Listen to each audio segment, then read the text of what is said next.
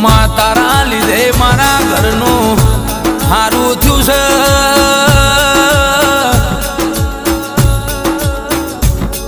અમે તને પૂજી એનું પ્રમાણ તમે આલી દીધું છે અમારા જેણા જેણા કોમના તમે ગણતરીમાં લખી નો જુઓ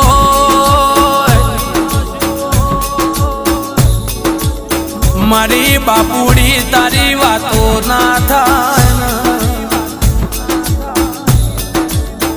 મન મેળું વાળા માણસો ને તું મળ્યા વના રહેતી નથી માં